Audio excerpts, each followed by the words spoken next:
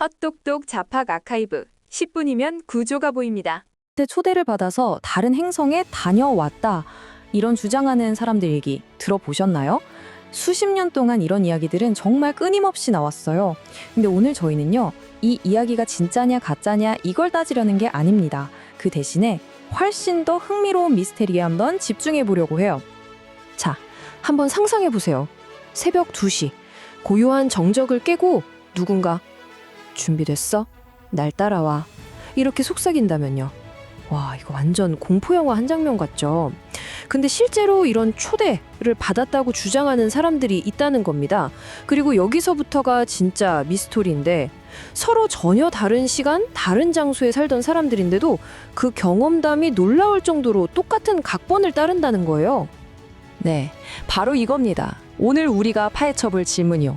어떻게 수십 년이라는 시간을 뛰어넘어서 서로 얼굴 한번 본 적 없는 사람들이 이렇게나 똑같은 외계인 조우담을 이야기할 수 있는 걸까요?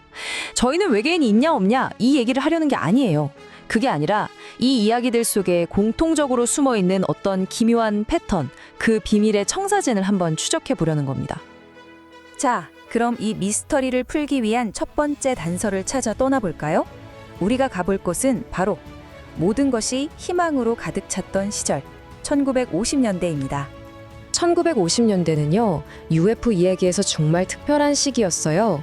요즘처럼 뭐 납치당했다 이런 공포스러운 얘기가 아니었거든요.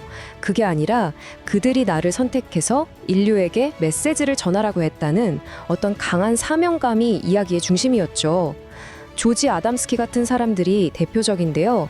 이들을 바로 콘택티, 그러니까 접촉자라고 불렀습니다. 이 사람들이 이 흐름을 이끈 거예요. 이 1950년대 이야기의 핵심 메시지는 아주 명확했어요. 외계인은 괴물이 아니라는 거. 오히려 인류의 스승, 심지어 우주 형제라고 불렸죠. 그들이 찾아온 목적은 딱 하나였어요. 핵전쟁의 위험을 경고하고 지구의 평화를 지키라는 것. 그러니까 이건 무서운 납치가 전혀 아니고요. 인류를 위한 어떤 사절단 임무, 그런 개념에 훨씬 가까웠던 거죠. 하지만 이렇게 평화롭고 희망에 찼던 분위기는 그리 오래가지 못합니다. 갑자기 이야기가 완전히 돌변하거든요. 우호적이었던 초대가 순식간에 끔찍하고 혼란스러운 경험으로 그 색깔을 확 바꿔버립니다. 바로 여기서 이야기의 대본이 180도 뒤집힙니다. 1961년에 있었던 베티와 바니힐 부부 사건, 이 사건을 기점으로 모든 게 바뀌었어요. 보세요. 인류를 위한 임무는 정체불명의 의학 실험으로 변하고 선명했던 여정의 기억은 잃어버린 시간이라는 섬뜩한 공백으로 채워집니다.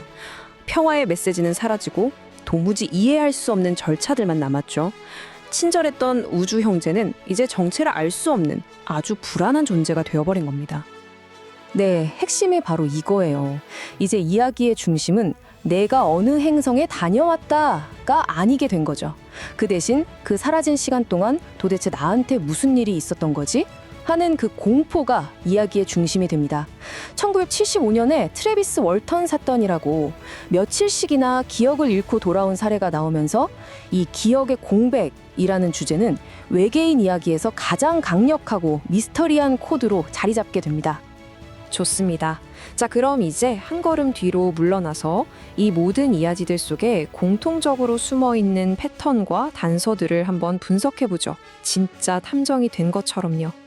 여기서 진짜 흥미로운 점이 하나 발견돼요. 뭐냐면 외계인의 고향이라고 지목된 장소가 시대가 흐를수록 점점 더 멀리, 그러니까 점점 더 검증하기 힘든 곳으로 옮겨간다는 사실이에요. 보세요. 1950년대에는 우리한테 익숙한 금성이나 화성이었어요. 그런데 과학이 발전해서 거기엔 생명체가 살기 힘든데요? 라고 밝혀내니까 이야기가 실적 무대를 옮깁니다. 제타 레티큘리나 플레이아데스 같은 아주 먼 항성계로요. 그럼 지금은 어떨까요? 아예 검증 자체가 불가능한 다른 차원까지 갔어요. 어때요? 꼭 이야기가 살아남으려고 스스로 진화하는 것 같지 않나요? 그리고 바로 이게 이 미스터리의 핵심 증거라고 할 수 있습니다. 수십 년에 걸친 수많은 이야기들을 관통하는 7가지 공통점 한번 볼까요?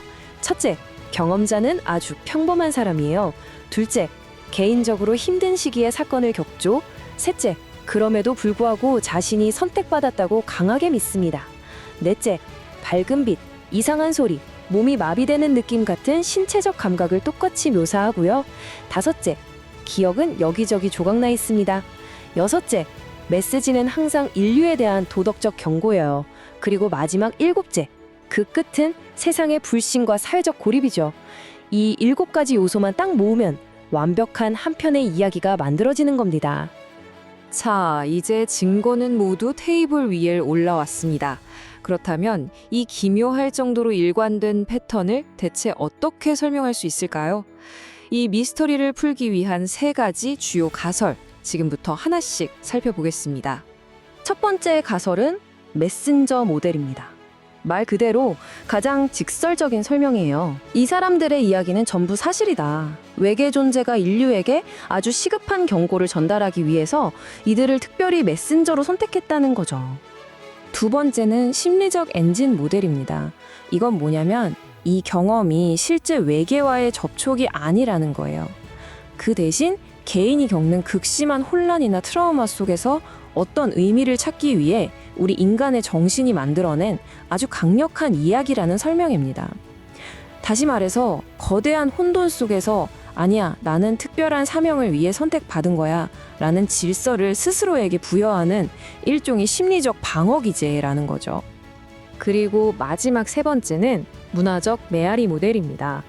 이 이야기들은 우주에서 온 신호가 아니라 바로 우리 사회의 불안을 부추는 거울이라는 관점이에요. 생각해보세요. 냉전 시대에는 핵전쟁 경고가 등장하고 환경위기가 심각해지니까 자연 파괴에 대한 경고가 나오잖아요. 그러니까 외계인의 메시지라는 게 결국 그 시대를 살아가는 우리들이 가진 가장 큰 두려움의 메아리일 뿐이라는 거죠. 자, 이제 마지막 퍼즐 조각을 맞춰볼 시간입니다. 한때는 정말 흔했던 이런 행성 방문 이야기들. 지금은 왜 주류에서 싹 사라진 것처럼 보이는 걸까요? 이 행성 방문담이 주류에서 자취를 감춘 데에는 크게 3가지 이유가 있어요. 첫째, 과학이 너무 발전했죠?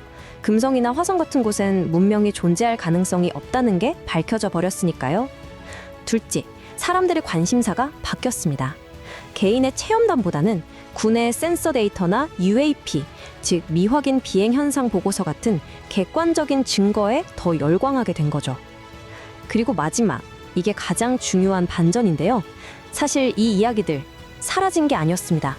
그냥 TV나 신문 같은 곳에서 팟캐스트나 유튜브 같은 새로운 무대로 이사간 것뿐이네요. 지난 70년이 넘는 시간 동안 이야기의 배경도 외계인의 모습도 계속해서 바뀌어왔습니다. 하지만 정말 놀랍게도 딱 하나 일관되게 등장하는 메시지가 있어요. 바로 이겁니다. 인류는 스스로를 파괴하고 있다. 멈춰라. 이 경고, 과연 정말 외계에서 온 걸까요? 아니면 시대가 바뀔 때마다 우리가 우리 스스로에게 던지는 가장 깊은 곳의 불안감이 만들어낸 문화적 메아리일까요? 어느 쪽이 진실이던 이 메시지만큼은 단 한 번도 변하지 않았습니다. 오늘 저희는 외계인의 초대장이라는 이 기묘한 이야기 속에 숨겨진 패턴을 함께 추적해봤습니다.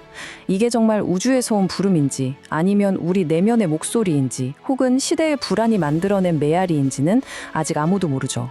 그래서 마지막으로 여러분께 이 질문을 한번 던져보고 싶습니다. 만약 그 초대장이 당신에게 온다면 여러분은 가시겠습니까?